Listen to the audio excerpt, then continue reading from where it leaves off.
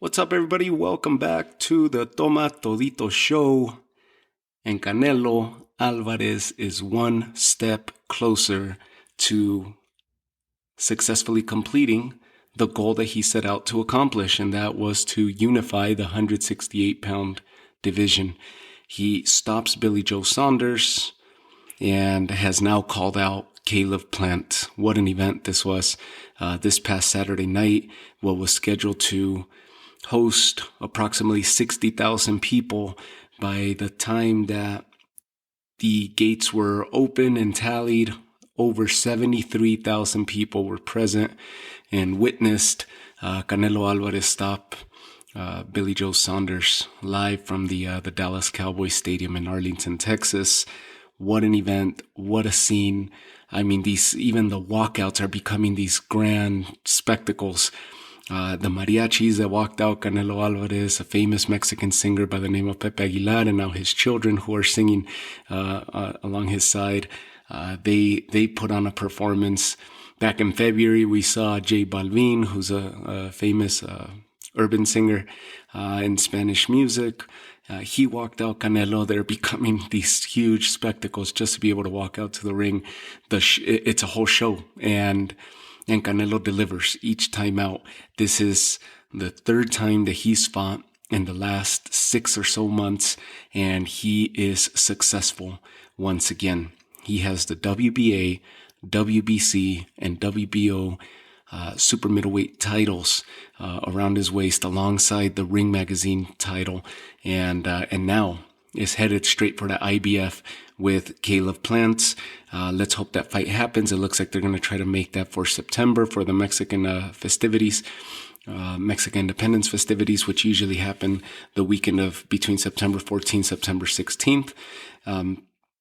Famous weekend. That's a famous weekend that's always set aside for big Mexican fights. Mayweather had that date several years while he was in his peak of owning the pay-per-view market, but Canelo has taken it back, and that's the date that they're going to shoot for.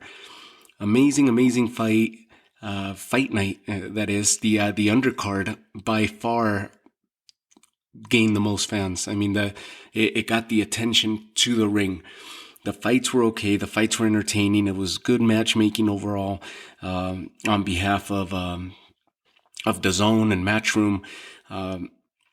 Entertaining fights. Frank Sanchez, successful. Stops Nagy Aguilera in the 6th round, and what was an awkward stoppage, an awkward end to the fight. Nagy Aguilera complaining of continuous blows to the back of the head, ends up rolling around in the ring. The fight gets stopped. It goes to the scorecards, and Frank Sanchez is deemed the winner, wins by decision, and now finds himself one step closer to having a shot at one of the major world titles.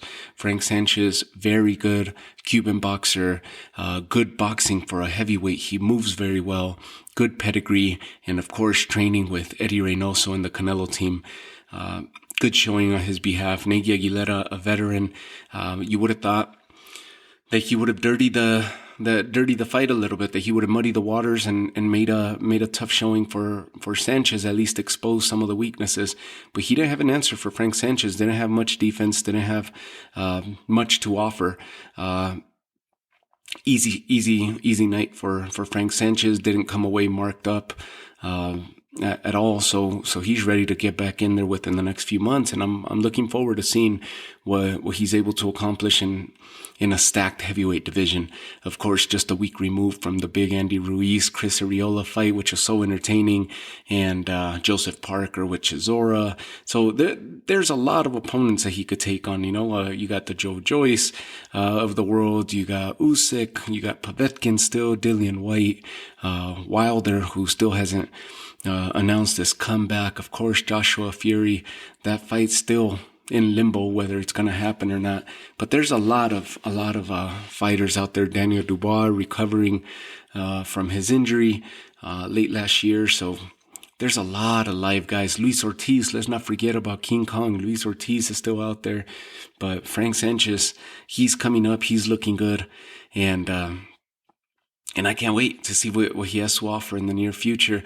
And then, of course, we get to Elwin Soto successfully defending his title, and against Katsunari Takayama. What an entertaining fight. That fight defined punches and bunches.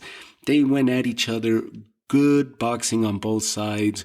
Good chin. A lot of heart. And they left it all out there for one another. The ending was brought, or it came about the 10th round. Within seconds of the 10th round getting underway, they engage one another in a flurry of punches. And as they're finishing up the exchange, it looks like Takayama just took the worst of the exchange. The final blow was a right hook from Elwin Soto that lands on the left cheek, left side of the face to Takayama. He briefly ducks his head down. In what must have been a split second, within half a second to a second or so, he had a little bit of a slight delay, a delayed reaction there in lifting his eyesight, his head back into position. So that delay caused the referee to jump in and wave the fight off. The fight was waved off in the 10th round. Elwin Soto deemed the winner. It stopped, and it left a bitter taste in the fans' mouth, definitely in mine, because Takayama looked like he was going to keep coming forward. Yes, he had a delayed reaction, and maybe Elwin Soto was on his way to stopping him or dropping him, but let him fight. He was in it. He was even when he regained his composure, which again, this was a split second. If you watch that replay, it was a split second that he just dropped his eyesight, and he had that little bit of a delayed reaction, which was very slight. But the referee jumped in, stopped the fight. Takayama, I think, would have been able to finish that round, or maybe he gets stopped. Who knows? But let him fight it out. These were two amazing warriors, and they left more to desire. They gained the viewership. If the fans were walking around at the concession stands or their eyesight was elsewhere, this one tuned them in. The crowd was beyond engaged in this fight, and every exchange had the crowd cheering, the crowd chanting, and it engaged everybody, and it prepared them for what was to be an awesome main event fight. Again, it was an amazing undercard, great matchmaking. Soto and Takayama, I hope they run it back. That gets stopped in the 10th round, deemed a TKO. Elwin Soto retains his title, the WBO light flyweight title.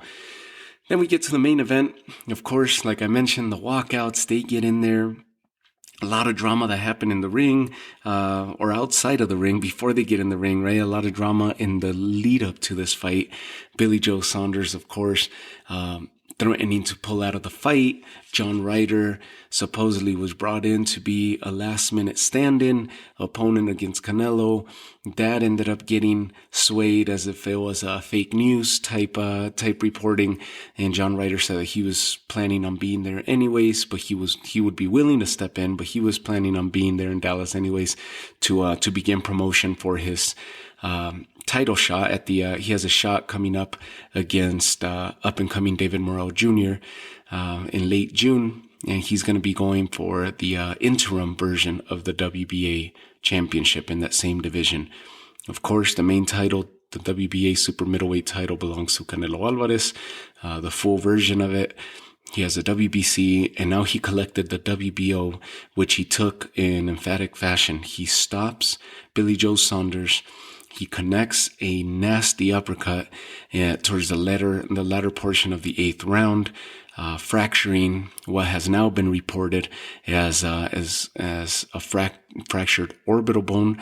It was reported now that as of Sunday morning that he suffered multiple fractures to the eye socket and underwent surgery. Sunday evening, would be flying back to England. Billy Joe Saunders, that is, would be flying back to England Wednesday evening of this coming week. It was almost like a karmic effect, right?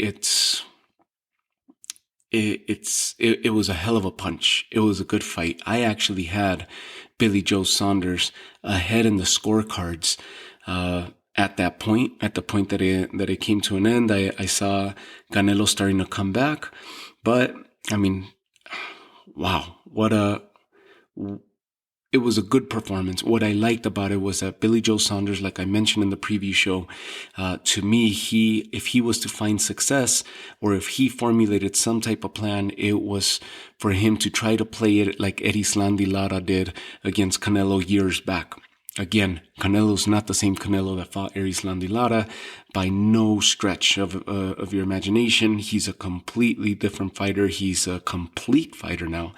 And nonetheless, that would be the style, the only style that I would see that would give him trouble. Coming at Canelo, trying to go head-to-head with them, trying to exchange, similar to Golovkin. Well, not everybody's Golovkin, and Golovkin had success with that, but came away on the wrong end of the scorecards, and on one of them was a draw, right? So it's hard to fight Canelo like that. Other fighters that have tried to fight Canelo like that, fighting force with force, end up on the canvas. Billy Joe Saunders, the arguments early in the week coming to becoming an issue of the ring size, right? Where Canelo wanted an 18-foot size ring, 18 by 18, willing to meet halfway at 20 by 20 ring. BJ Saunders looking to pull out of the fight if they didn't guarantee him a 24-foot size ring. Ended up giving way to a 22-foot size ring. Canelo gave way as well, met him. He okayed that, and by the time the fight started, they did fight in a 22 by 22 foot size ring. And of course, it was to play to the favor of Billy Joe Saunders because he likes to stick and move. He likes to box. He's very elusive with his movement. And he was backpedaling. He was rounding. He was circling the ring. He was boxing great. Once he came alive, I actually gave Billy Joe Saunders the opening round. And then Canelo took the next 3 rounds, in my opinion, round 2, 3, and 4. Then Billy Joe Saunders, I actually had him in a landslide for round 5, 6, and 7. Round 5 was a little bit questionable, but I did give it to Billy Joe Saunders. Round 6, I think Canelo could have taken it. But still, I thought Billy Joe Saunders just boxed him. He was just boxing and connecting from the outside. The output was a little bit higher for Billy Joe in those rounds versus Canelo just waiting until they closed in the gap, hitting him with either the overhand right, missing the uppercut several times, trying to connect to the body, in which he successfully did. And even those hits that were partially blocked to the body by Billy Joe's elbow were still significantly causing some significant damage to Billy Joe, because they were still landing, and you would see the reactions of Saunders, shaking off the arm, nodding his head at Canelo, nodding that he wasn't hurt. And that's usually when they acknowledge a certain punch is because it did hurt or it did sting them, and they're just letting them know, like, hey, you got me, but you're not going to put me out with that punch, at least not yet. So you started seeing that a lot towards the 6th and 7th round, a lot more acknowledgement, a lot more animation on behalf of Billy Joe Saunders as far as showing emotion and trying to talk to Canelo, trying to engage him in that mental warfare. Canelo stayed in there like a robot, like a machine, just kept coming at Billy Joe. By the 8th round, in the middle of an exchange, Billy Joe Saunders continued to commit the same mistake where he would punch in, duck, and try to pull back. As he stepped back, his head was exposed, and he did it multiple times in the fight. Several times that Canelo caught him partially with that uppercut, and several times that he missed because Billy Joe Saunders managed to get out of the way just quick enough. But this was one that he wasn't able to get out of the way fast enough. And of course, it's the 8th round. He's starting to slow down a little bit as well. Well, his head stayed in there too long in the pocket. He couldn't get out of the way. The uppercut landed flush on that cheekbone, on that high cheekbone, and ended up causing the fracture. You immediately saw the damage. As Billy Joe Saunders stood erect, you immediately saw that his eye was red. It was that blood red. You saw the damage. You saw the swelling to the cheek start taking place. And now he's on defense. He's backstepping, and Canelo starts egging the crowd on. He starts waving his arms up at the crowd as to tell them, hey, start cheering for me. This is it. Engage. We're about to stop this guy. And the crowd went wild. And then he lands another succession of punches. And again, he antagonizes the crowd, and the crowd responds positively, getting loud in there. It was such a crazy scene. The round comes to an end, and Billy Joe Saunders fails to answer the bell for the 9th round. They wave the fight off, and Canelo collects his third major world title, and fourth overall in the super middleweight division. He now has the WBA title, and with the TKO win, a stoppage of Billy Joe Saunders.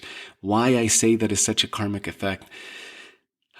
Billy Joe Saunders, the issues that happened to the lead up of the fight, the talking that he does, including, this is Billy Joe Saunders has a track record, has a trajectory throughout his career of being a bit of a loudmouth, of mocking people, of getting a laugh at other people's expense, and including in the lead up to the fight, he mocked one of the Mexican reporters by telling him that his breath stunk, and maybe not in those words, maybe he used more colorful language. A very well-known Mexican reporter by the name of Salvador Rodriguez, who actually now is part of the ESPN Deportes broadcast or telecast. So he mocks him, and he turns around as he makes that comment to him at the conclusion of their interview. And his team joins in on the laughter. They mock, they laugh, they constantly get laughs at other people's expense. And I think it diminishes from his talent, from his abilities, that personality or character flaw. It sucks because it diminishes from how good of a boxer he really is. He has a lot of potential. He doesn't have a lot of pop in his punch. Obviously, as shown by his record, he has 14 knockouts, but he was a 30-0 fighter. Now he suffers his first defeat. He was a 30-0 undefeated fighter with a title. And by far, in my opinion, like I said in the previous show, the best opposition that Canelo could have at 168 at the moment, as far as the champions were concerned. I think Caleb Plant is another version of Billy Joe Saunders, who has even less pop in his hands. It's just by opposition, Caleb Plant has looked better with the opposition that's been put in front of him in some instances. But we just saw him earlier this year against Caleb Truex, and he didn't look that great.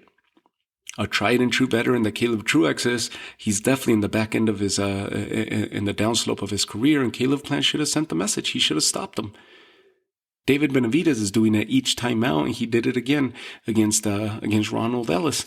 So David Benavidez is out there. I think that's the biggest threat that he has. But out of the champions right now, and out of the current opposition that would step into the ring with Canelo, at the minimum this year, between Callum Smith, Billy Joe Saunders, and Caleb Plant, which are the other champions in that division, or were, Billy Joe Saunders, to me, was a by far better opponent for Canelo, and the most complete opponent that Canelo could face in that division over Callum Smith or Caleb Plant. And I stand by that opinion. I feel like Canelo is one step closer to completing the goal that he set out to accomplish in unifying and becoming the undisputed champion at 168. And he's one step closer now. He's there. He's going to accomplish this. Caleb Plant has leverage on his side now because this is the title. He holds the title. He holds the final piece to Canelo completing his goal, and he could easily outprice himself. And they immediately mentioned that at the conclusion of the telecast. Now, who else can Caleb Plant get in the ring with that wouldn't mean anything at this moment? Maybe David Benavidez, but Benavidez is fighting Uzcategui in August. These guys are going to shoot for September. So unless he sits out and he doesn't give Canelo the shot, then what do we have? Benavidez is not going to be able to come back within a few weeks' time after his fight with Uzcategui and fight Canelo, because he's fighting at the end of August, and Canelo usually fights in the middle of September. So that's not going to happen unless they offer some type of step-aside money for Uzcategui, but those are all PBC fighters. So that's not going to happen. Caleb Plant, who else can he step in there with? Maybe a Callum Smith, a former opponent of Canelo? It wouldn't make sense. Who else? There's nobody else at the moment. So the move for Caleb Plant would be to try to get as much money, as big a payday as possible against Canelo Alvarez, and just suck it up and get in there. Caleb Plant is not a bad fighter at all. He's definitely at the peak of his career right now, but I just don't see him beating Canelo Alvarez. He could beat a lot of good fighters. He could beat a lot of potentially great fighters, but he's not at the level of Canelo Alvarez. I just don't see it. I believe if Charlo moved up to 168, Charlo would be the next in line. Saunders would probably beat a Charlo.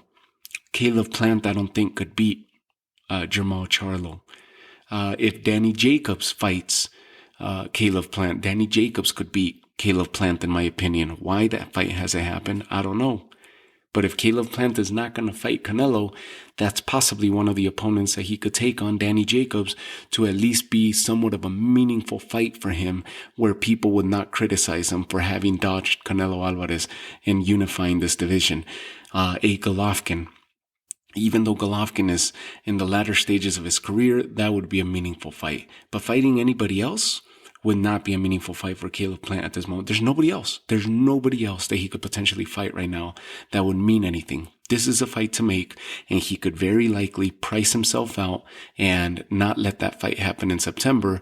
And this may have been the last time that we see Canelo in action for 2021. He does want to fight in September. He's possibly going to come back in December, but it would just be, say, a fight against Jaime Munguia. I guess Munguia is fighting Maciej Sulecki in June in a fight that got rescheduled from April. So the Munguia-Canelo showdown would be just for the fans, and because of the weekend, because it's a big Mexican holiday. So that would be just a fight type fan. A fight that would just make sense for the fans, for fandom. But other than that, the fight to make is going to be against Caleb Plant, and expect that a lot of BS is going to happen as far as purse bids and the money.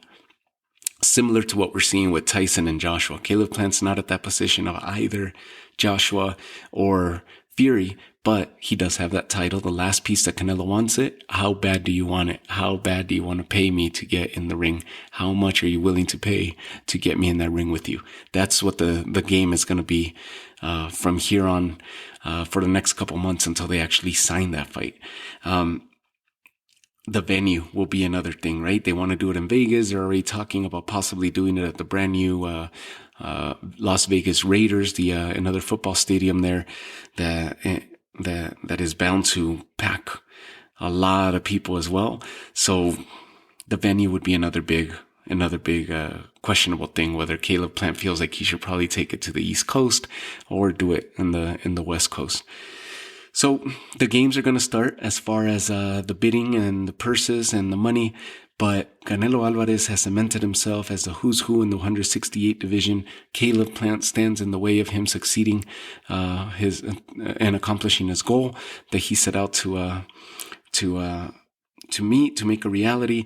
And Caleb Plant could very likely dethrone Canelo and be the man at 168, taking all three major world titles away from Canelo and the Ring Magazine Championship. That's what's at stake for Caleb Plant. He believes in his power, he believes in his efforts, he believes in his abilities, and he believes that he's the best at 168. Step in the ring, challenge Canelo, take those titles from him the right way. Take the titles and take the throne from Canelo, and make yourself the man to beat at 168 pound division. Let's see what happens in the coming months. Overall, good showing for the cards. Amazing scene at the Dallas Cowboys Stadium with 73,000 plus fans there. The critics are already out for Canelo as well. And a lot of the Mexican reporters are huge critics of Canelo Alvarez, which are of course saying that he cherry picks his opponents and this, and it's another easy fight for Canelo, that he looked bad, I don't know what they want from him. The man looks solid. He looks like he gets better every single fight. He's a puzzle to figure out, and he creates problems for the other fighters. He poses huge problems by way of his strength and his punching power, which changes the plans of and the plans formulated by his opponents, right? The styles that the opponents present that are supposed to present problems for him are often mitigated because of that punching power. They're not able to execute their plan properly. So awesome showing by Canelo Alvarez. Let's hope that September does happen and that this was not the last time that we see Canelo Alvarez in 2021. Again, for Billy Joe Saunders, he ate his words. His antics. He got humbled, but absolutely no ill will towards a great boxer in Billy Joe Saunders. Let's hope and let's push for a speedy recovery, a healthy recovery at that. And let's hope that this is not a career-ending injury, that he gets back in the ring and gets back into title contention and becomes a champion again. Let's hope that this isn't the moment that derails his career and brings it to a close. Kell Brook comes to mind. He suffered an injury against Gennady Golovkin to the orbital bone. Then he gets into the ring against Errol Spence later on down his career, suffers the other side, a fracture on the other side of his face, but he's still fighting. He fought Terrence Crawford. Obviously, he went down in that fight as well, but he's still fighting. He's still pushing through. A lot of heart there. Let's hope the same for Billy Joe Saunders. What a scene this past Saturday night. I'll talk to you all soon. Take care of yourselves and tune in to the next episode of the Toma Todito Show. Have a good night, guys.